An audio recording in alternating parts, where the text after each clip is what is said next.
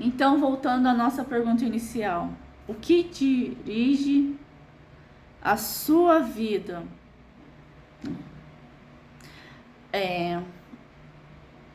Existem vários fatores que, né, podem ocasionar isso. Então, assim, a culpa é uma delas. Mas como assim a culpa pode dirigir a minha vida?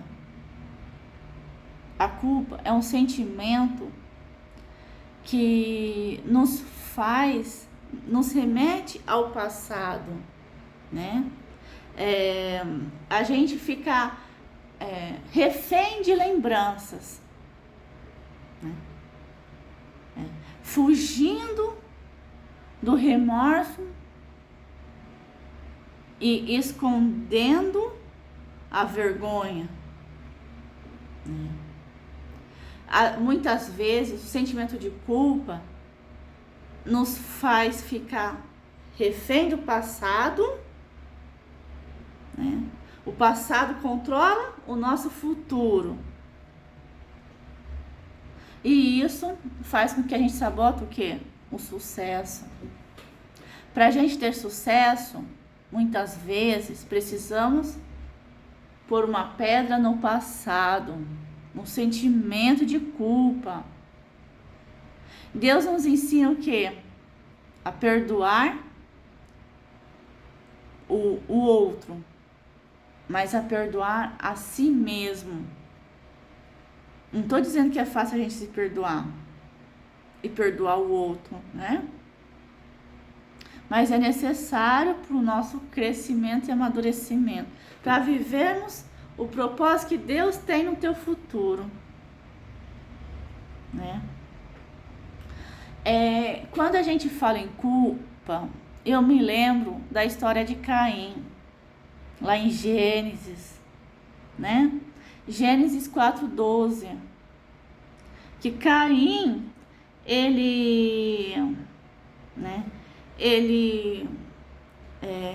por ter um sentimento de culpa, ele se afasta de Deus, né? A gente sabe, né, da história, que ele matou o irmão, né? E Deus fala para ele assim: você será um fugitivo, errante pelo mundo. Como assim ele vai ser um fugitivo, errante ao mundo? Deus não diz que se a gente assumir o nosso pecado, somos perdoados? Sim. Só que Caim, eu vejo que, assim, ele matou o irmão, mas ele não se arrependeu. Ele guardou um sentimento de culpa com ele. É como se ele estivesse fugindo da responsabilidade dele. E assim somos nós. Muitas vezes, outras pessoas, né, nos causam esse sentimento de culpa e a gente acha que o culpado somos nós, pela atitude do outro. Vamos pegar o exemplo em relação à traição. Traição não é só conjugal, amizade, pai e mãe, irmão, qualquer pessoa relacionável. Muitas vezes, né, a pessoa não assume a culpa e coloca em você. Aí você começa a dizer assim: eu não sou boa o suficiente para essa pessoa, eu só faço coisa errada. Isso é um sentimento de culpa. Você pegar a culpa que não é sua, né? Em relação ao passado, né? É claro que todo mundo tem história, mas você não pode ficar presa no teu passado. O que aconteceu no passado, aconteceu. Você não pode voltar lá e mudar. Sentimento de culpa aí. Se eu tivesse feito diferente. Ah, se eu tivesse agido assim, a pessoa não teria ido embora da minha vida. Ah, se eu não tivesse falado. É sentimento de culpa também. Então, assim, a gente tem que olhar para o passado e pensar, aquela situação me feriu, me machucou, doeu, mas Deus me curou. E hoje eu sou uma pessoa mais forte. Uma pessoa que tem as feridas cicatrizadas, que são histórias que eu vou usá-las para ajudar outras pessoas que estão passando pelo que eu passei. É Deus dizendo para você, eu tirei, olha de onde eu tirei você. E o quanto eu te fiz mais forte. Nenhum deserto é para o nosso fim. Nenhum deserto é para a nossa morte. Lembre-se, desertos são lugares que a gente mais aprende. Então, assim, o passado faz parte da nossa história. Mas o propósito de Deus não restringe. Deus não se restringe ao nosso passado. Ele não olha para o nosso passado. Quando você comete um pecado e pede o perdão, Deus perdoa, Ele esquece daquilo. Ele te faz como uma nova pessoa. Então, se Ele faz assim, por que você vai ficar olhando para o teu passado? E gerando esse sentimento de culpa? Liberdade, liberta-se desse sentimento. Que não faz bem pra gente. Né? Quando eu falo em culpa, eu lembro muito de Moisés. O que Jesus fez com Moisés? A gente sabe que Moisés era um assassino. E o que Deus fez?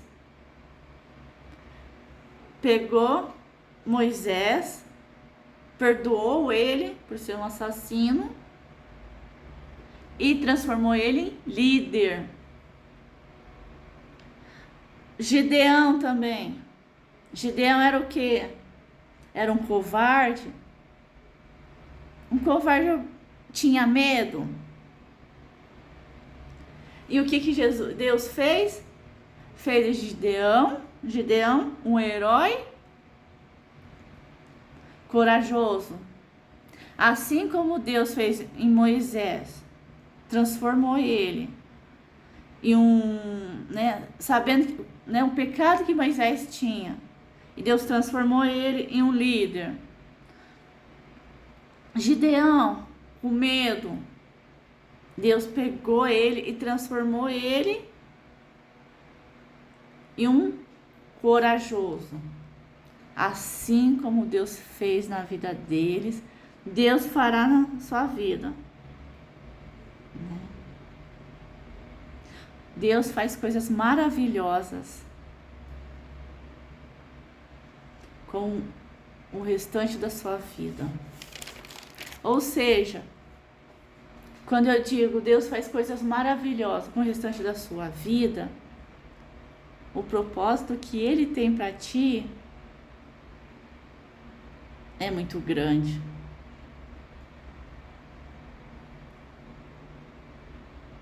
Basta você confiar. Pare de ficar olhando para o passado. Excesso de passado é depressão. Excesso de passado. E o excesso de futuro é ansiedade. Então, assim, quando a gente fala que Deus tem coisas melhores para você, Ele está preparando aquele medo que você tem. Não sei qual é o seu medo. né? Ele vai te transformar esse medo em coisas melhores, vai te dar ousadia, vai te fazer sábio, né? E por aí vai. Deus é especialista em dar às pessoas um novo começo. O que eu falei? Deus transformou Moisés, Ele vai transformar você. Deus não cola. Ele faz tudo novo. Na mão do olheiro, né? Tudo se transforma em algo novo. Lá em Salmos 32:1 diz: como é feliz o homem que tem suas desobediências perdoadas e seus pecados cobertos. Mais uma vez, aquele que confessa seus pecados e não continua cometendo é perdoado. Um outro sentimento, né, que muitas pessoas são dirigidas é a raiva. Gente, a raiva é um sentimento perigoso. Por quê? Porque quando a gente está com raiva, nós abrimos a boca para prejudicar alguém. Existem dois tipos de pessoa: aquela que se cala, né, que não fala, e aquela que quando abre a boca, a explosiva, né, a que não leva desaforo para casa, vomita na outra pessoa, transfere aquela raiva que ela tá de alguém para outra pessoa que não tem nada a ver. Não é assim? É por isso que quando a gente tem discernimento do Espírito Santo, nós sabemos controlar melhor a raiva. Nós sabemos os gatilhos que nos fazem ter raiva, que desencadeia a nossa raiva. E a gente consegue lidar melhor com isso, porque a gente se autoconhece, né?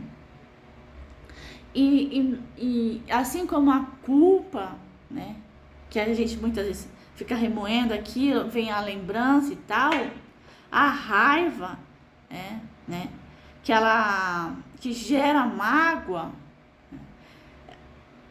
muitas pessoas não superam isso, né? Não entende que, né, a gente precisa perdoar, né? A gente precisa silenciar quando a gente está com raiva, né? E mais uma vez falando perdão. Se você não perdoa o outro e a si mesmo, né? Eu digo que perdoar é você tirar de você e colocar nas mãos de Deus. É se libertar de algo que não pertence a você, né?